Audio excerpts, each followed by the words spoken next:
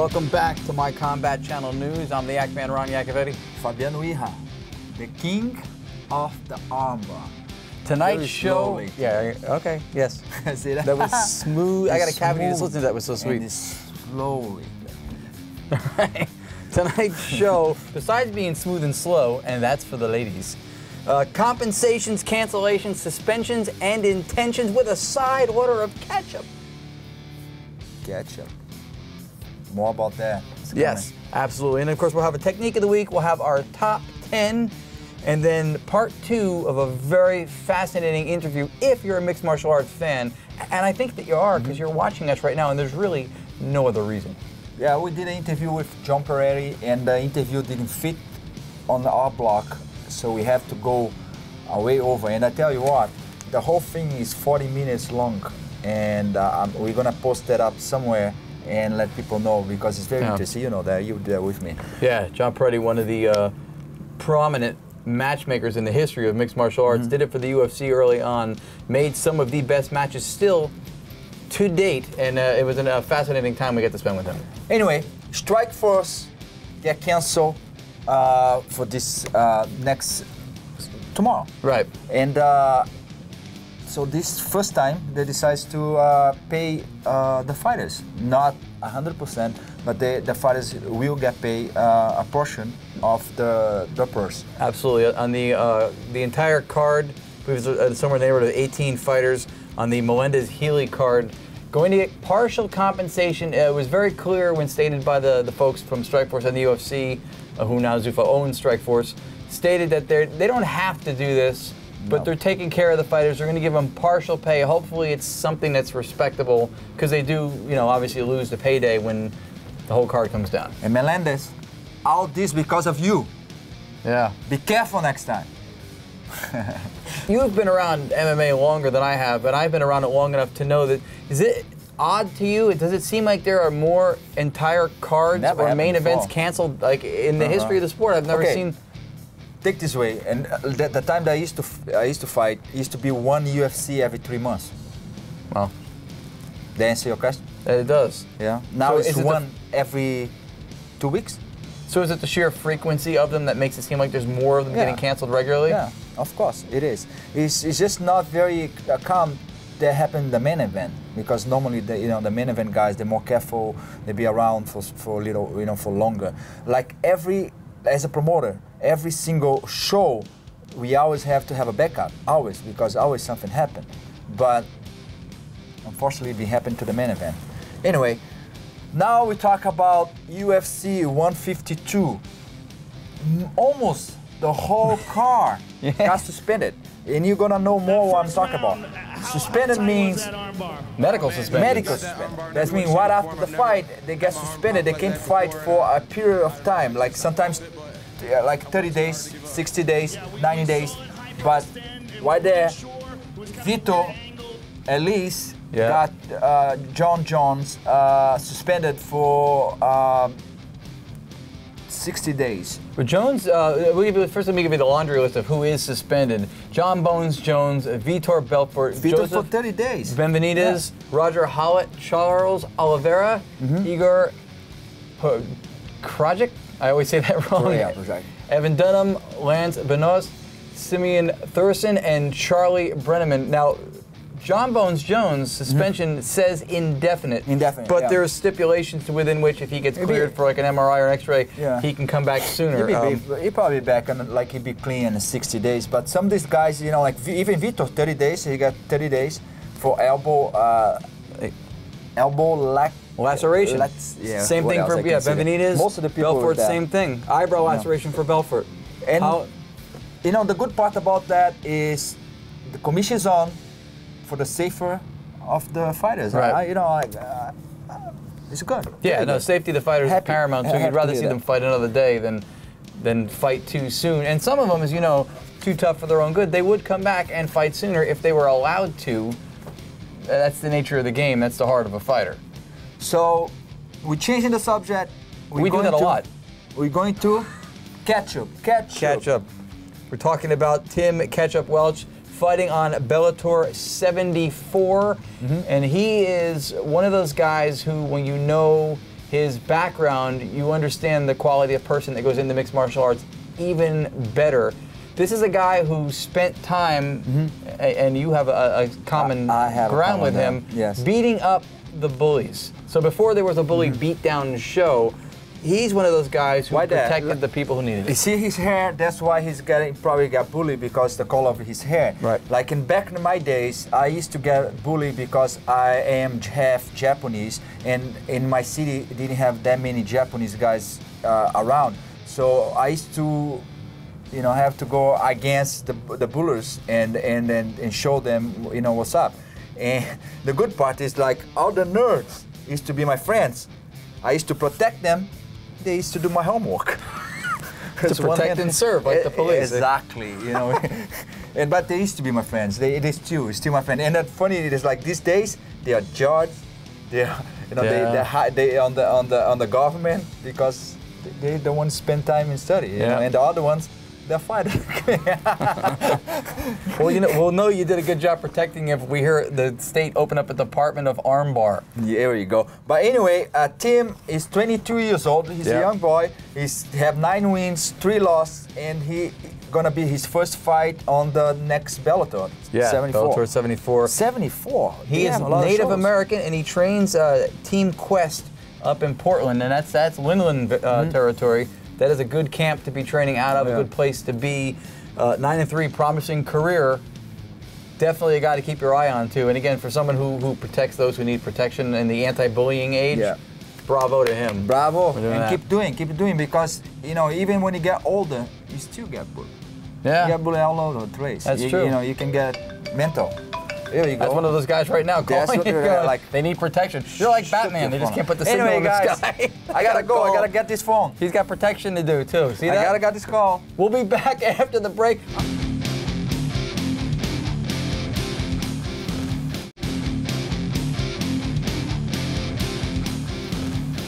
Back, folks, again to My Combat Channel News. We're now moving to a heavyweight matchup. One of these guys who's not in the prime of his career, but he won't go away, and he's now back on a comeback streak after a losing streak. Yep. The Pitbull, Andrei Arlovski. Andrei, he's very interested that he wins a block of fights, he loses a block of fights, and he's back now winning a block of fights. I hope not compared to his last fight. There was last fight was non-contest. Yeah, so I hope he doesn't have a block of non-contest fights now. In a row. Yeah. So there we go. I used to like him a lot back in the days. Very aggressive. Great striker. Great striker. So going against Devin Cole. Devin Cole. Cole, 20 wins, 9 losses, 50% knockout ratio. So you know his hands can do some damage. He's got 3 submissions and 7 decisions in his docket of wins of the 20. Will be an interesting challenge for Arlovski. He's one of those guys that if Arlovski caught him in the prime of his career, you would think, well, you know, Arlovski probably goes right through this guy. But at the point now, like you said, he's got a block of losses, block of wins. It's hard to know for sure if Arlovski's going to have the goods to take this guy out or not. Yeah, and Arlovski doesn't look like he's older, in my opinion. He's only 33 years old. Oh, wow. Yeah. And so he should be able, like 33, I was prime my career on 33. He should be able to go in and deliver everything he has in the past. You know, he should push that fight, and it's going to be a knockout. I don't think it's going to be a hard fight for him. Can be. It may come down to how much of the pace Cole can either keep up with or push. Cole, also same age bracket, he's 35, so the age difference, not a factor. The experience difference, you'd think Arlovski, but Arlovski 17-9, Cole 20-9. He actually has more fights on his professional record than Arlovski does. Just Arlovski, you're talking about the caliber of people, you know, great showing against Fedor before he got knocked out. He's fought some of the best. He fought. Will that serve him well in this fight against Cole? Yeah, and he's look in better shape. He always look in good shape. Yeah, he is. So, anyway, better than that? Better than talking about these guys? What it is? Well, we're going to talk about now, or actually move to, where these guys actually plug in. They're heavyweights. we're going to show you, in the best way we know how, the top 10 of that class. I'm Erin Gales, and this is your top 10 heavyweight division. Number 10, Travis Brown.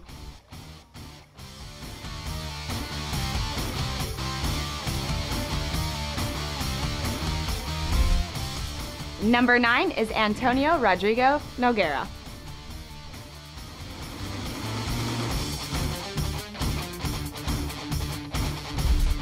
Number 8, Josh Barnett.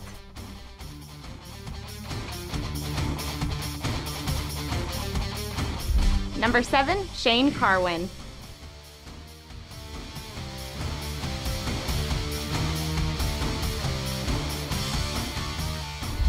Number 6, Frank Muir.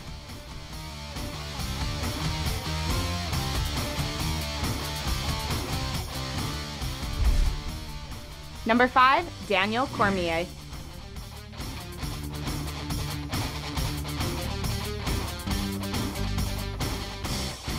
And number 4 is Fabricio Verdum.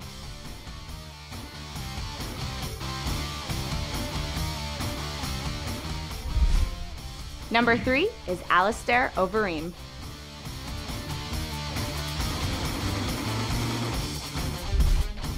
Number 2, Cain Velasquez.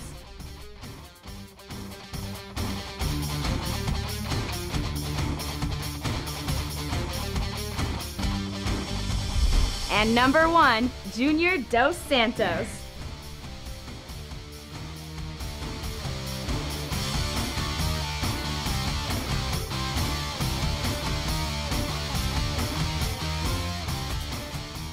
My name is Erin Gales, and that was the top 10 heavyweight division. Thank you again.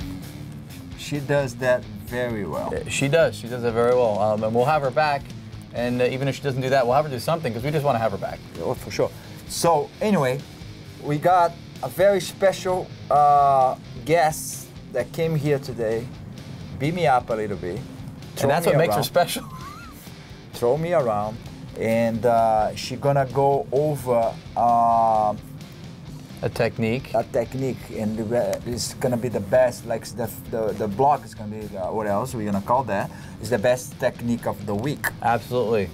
Our technique of the week is brought to you in part by King of the Armbar, Fabiano and his counterpart for this, the very lovely, very talented mixed martial arts fighter, Janelle Marquez, friend of the show. You'll see her more, and you'll see in this segment why we had her here to do this. She is technically sound and pretty easy to look at. There you go. Let's take a look. Hi guys, I'm here with Janelle Marquez, and she's gonna introduce to us the technique of the week. Hi, I'm gonna show you guys a key lock, and there's actually a reason for this. Ron Yacovetti, one of your hosts, kind of locked him out of his car. So luckily for me, I have great breaking into car skills, and I was able to get in the car. Everything was under control. So I'm gonna show you a key lock move, and can't usually just get a key lock move, so I kind of gotta fish and work for it. So we come here, over-unders, boom. I get in here, I'm gonna grab up a body lock with a gable grip, elbows in, suck it in tight, use my knee, chair sit over the top. I am in side mount. I grab the top of his hand, the karate chop part of his hand, use my elbow, push the face away, grab my own wrist, paint the ground with his wrist, and lift. That is key lock takedown. I'm Janelle Marquez. That is your technique of the week.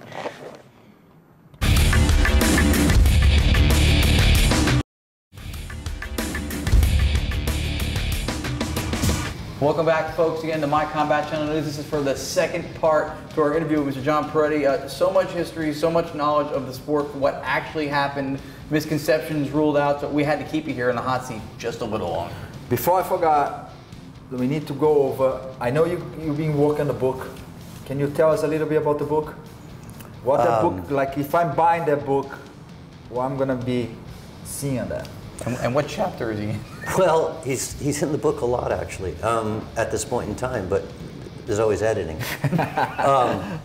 What I'd like to say is that, you know, this is a nonfiction account of my life, and one small part of my life, even though it's a great big part, you know, as we sit here and discuss this, is that this mixed martial arts thing and the genealogy of how it all occurred. Mm-hmm. So there are many, many things in my life that I've done and continue to do, and I hope that people will have the patience as readers to be able to endeavor to persevere to get through a book that's going to be, you know, fairly large in scope, and not just about this kind of fighting, but other kinds of fighting from the past, and knife on knife, and many, many different things, and all the people that I've been, you know, lucky to be surrounded by. I think it's going to be it's a unique story, and an original story, and that's what I'd like to say at this moment. If you have to come back and let us know when the book's out. If we are home and you miss us yesterday, you got to know who this guy is. He is one of the best matchmaker that ever existed, maybe Of all time? all the time, because things have been changed. He was responsible to discover big name fighters, including myself. I got to say that. Well, and also, you know, many of these guys are still fighting. He's still fighting, yes. Which I have a problem with, actually. You know, having had 16 concussions myself and not being well. I like to talk about that a little bit. I have multiple sclerosis. I have Parkinson's syndrome. You might hear me stutter as I speak to you, but I'm probably just nervous being around you two guys. But accumulation of blows, you know, plays a really important part. As a kickboxer, you know, I took many blows. Now, you put a guy's head on the ground, on the anvil. I call that the anvil effect. When you hit somebody on the ground, you make that horseshoe out of his head. You know, there's a rebound to it. If I hit you in space, your head goes back in space and it moves, kind of like the car, right? And then you put the car seat there and you put the headrest there, and all of a sudden you have a compression. When I lay your head on the ground and I hit it, there's a compression. So I met a guy the other day who you know very well. I won't mention his name, but I gave him his first 5 or 6 fights. And I don't look that different, although you don't want to wake up in this body in the morning because I feel different. But he didn't recognize me, and he stuttered as I stutter, and his eyes fluctuate as mine do, and he didn't remember who I was. And then I told him my name, and I have an odd name, right? Yes. You would remember that. Oh, yeah. Right? And he didn't remember who I was. There's a danger, just like in boxing, whereby guys are going to take too much. I retired many guys. I guess I won't say their names, but I retired many guys, and then when I left, they came back to life. Now, you know that as fact. Yes, I do know. Question for you. So, back in the days, the fighters didn't have as many experience that they have now, okay? So, means, you think that we got a bigger or smaller chance that somebody die on this sport now than back in the days? Well, we've seen more deaths because there's been more fights. I've seen the purposeful mismatches that have made these deaths, and I've commented on them because I'm the senior correspondent for No Holds Barred with Eddie Goldman. Oh, great. If I understand your question correctly, and correct me if I'm wrong, I think that everyone took beatings then, and everyone takes beatings now, and there's just as much chance in the future as having more and more deaths than there have been in the past, even as we sit here. Even with the institution of rules and regulations where it used to be a no holds barred thing earlier on? Well, let me correct you. I'm sorry. I have to stop you on that. The rules that I had in extreme fighting are still the rules that you had today. Yeah, they predate the UFC. The UFC, before I got there, was a spectacle. It was not a sport. Rounds, weight classes. Dr. Aswanik and I invented the gloves. So that little anecdote that you gave, you know, is an inaccurate one. Although, you know, I'm said to be the most airbrushed guy in the history of sports. So who would know that? Right. I think that's a conception. No offense. No, I think that's a conception a lot of people have. That's part of the reason why I consider myself lucky to be sitting here, because if I did not talk to you, things like that wouldn't be common knowledge to me or any of the people watching. We only know what we're served up through the history of, well, you know, the history is reported by the winners, they say, right? The UFC is a predominant promotion and they're telling us what, how it went down. But I call it the version of the victors. Right. So we have to look at it, with a little bit, I look at it with a little bit of humor. I come from a fighter's background to be a matchmaker, a color commentator, and to do a bunch of other things in my life, physically.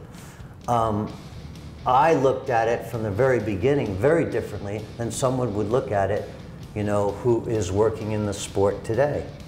And by the way, no holds barred was a UFC phenomenon. It was not an extreme fighting phenomenon. Mm-hmm. Extreme fighting was never no holds barred. It was mixed martial arts. Yeah, that's what I called it. That's what I called it first. And I wrote the first press release. So I was never involved in the spectacle of no holds barred. And I'm proud to say that. All right, so again, gentlemen, I want to thank you very much for sharing with us and opening up stuff too. I mean, I'm hoping I can remember. I'm going to go home and start typing notes. He said this. That guy was. If you do not remember, I'm going to actually post this whole interview on my Combat Channel website. In its entirety. The whole interview. So there you go, folks. You can see the whole interview in its entirety. John Peretti and everything you did know, didn't know, thought you knew about mixed martial arts, the UFC, and more, all on mycombatchannel.com, because Fabiano cares. I do care. About what? I have no idea. Me that. But we care about you, and we thank you for joining us here on My Combat Channel News. So on behalf of myself, the Yak Man, Ron Yakovetti, Mr. John Peretti, and Fabiano Ija, the king of the armbar, still on.